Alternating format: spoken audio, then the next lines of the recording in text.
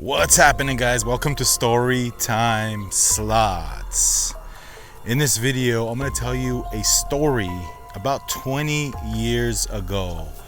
The story is about how I stopped going to this particular casino near me. Okay? It was Halloween night. What perfect location to tell this story? You know this area right here? The hedge? I'm standing in the exact location 1978 masterpiece, horror masterpiece, Halloween 1. Who remembers the hedge scene where Michael Myers is standing behind this very hedge right here, the same exact location. I can never forget this day because it was Halloween night, the day I said, you know what, I'm never going to this casino again. They killed me in the casino, this particular casino. I'll tell you all about it. But first, guys, this location is worth talking about. Halloween 1978, exact location. Michael Myers stood behind this hedge. Check it out, guys. The scene where you have the actors walking. Let me show you this. It's kind of cool. Where they're walking, Jamie Lee Curtis and her friends. And this exact neighborhood kind of looks the same right here in 2025. 1978. Who loves Halloween franchise? One of the best slasher horror flicks of all time. Well, this is the same exact location. Michael Myers stood behind this hedge right here. So what are we talking about? A local casino, no slot machines in this casino. It's a poker casino. They've got no bust blackjack. They have baccarat. Anyway, man, what happened to me that night, Halloween 20 years ago, I used to go there all the time, okay? I'm telling you, with no traffic, 15 minutes and I'm there. There's no buffer. There's no buffer between me and a casino at that point. 20 minutes and I'm there. That's really local. Yes, I know, again, no slot machines, but I used to be into poker. I used to be into the blackjack there. Although it was no bust blackjack, if you've ever been to some of these locations, some of these casinos like Commerce Casino, Bicycle Club, they have this thing called no bust blackjack where the corporation sits on the left side with all the chips, you bet, and they, I guess, do their thing. I know it's the corporation paying you. If you win, the corporation takes the money if you lose. I'm not that great of a poker player. There's sharks out there that could just kick my butt in that game.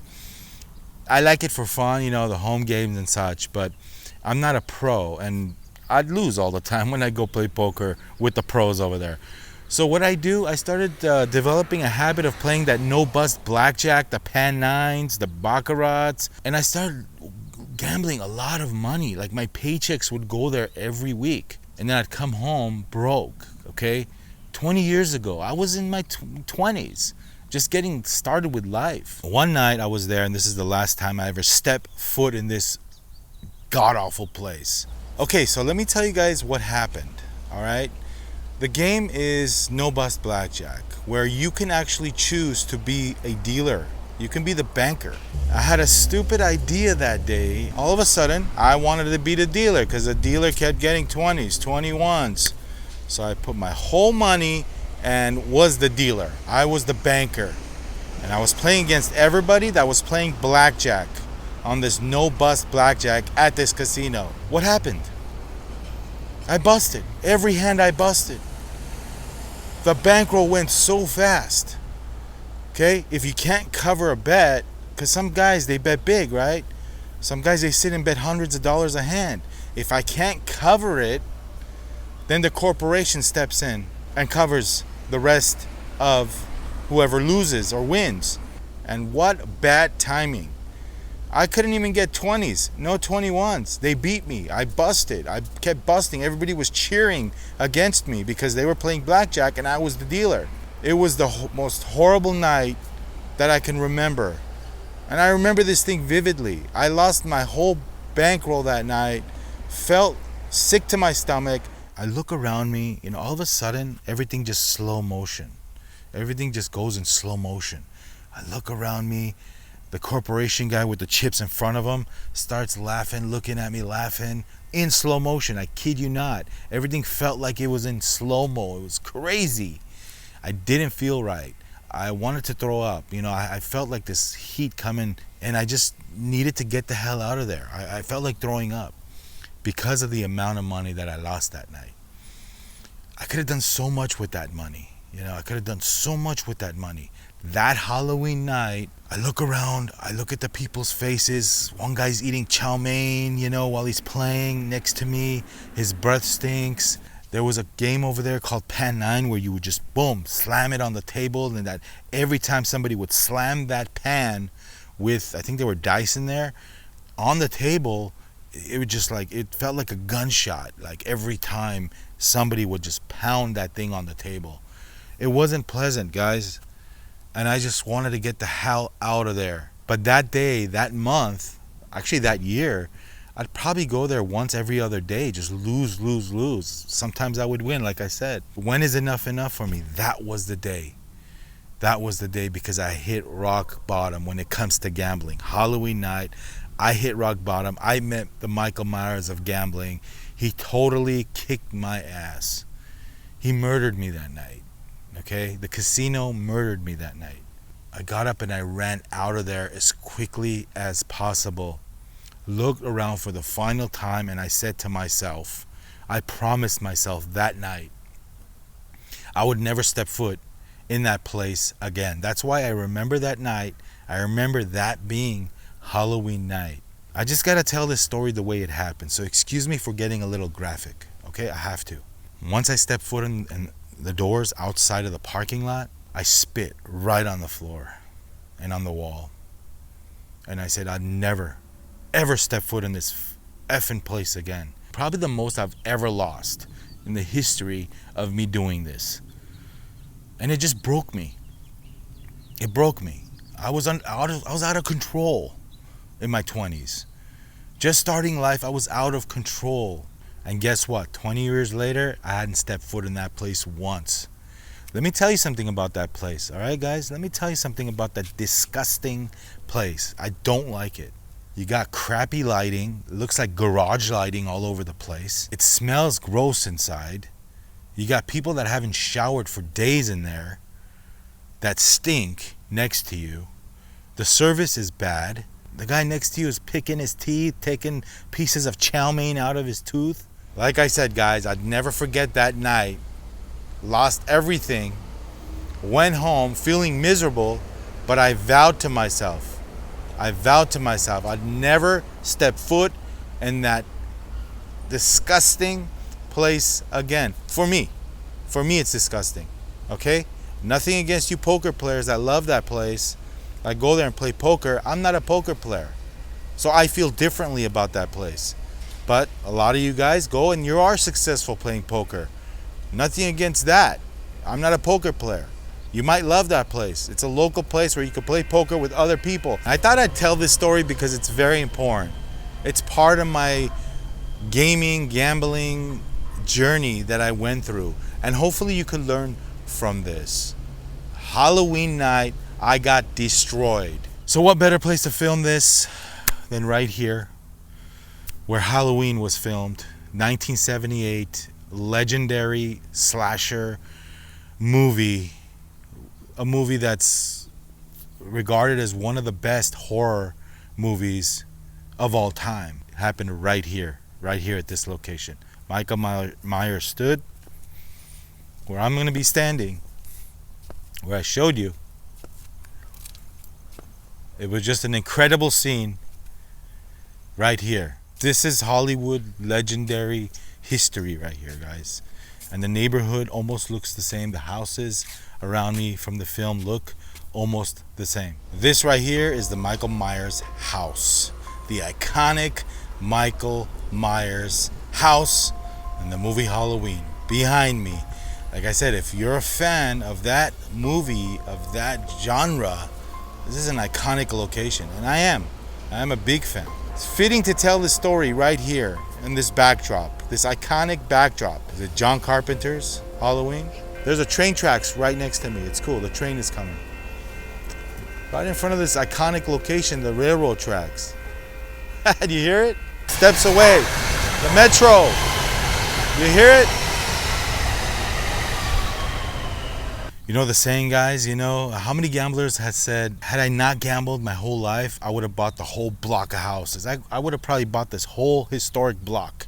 But at that time, I was young, I was stupid, foolish. You go through those phases of dreaming big. And by the way, it's no one's fault but mine. I'm not blaming that place for being so close to me. I'm not blaming anybody. It's no one's fault but mine. I learned a lesson here. At least now, my local place that I go to has somewhat of a buffer, for me.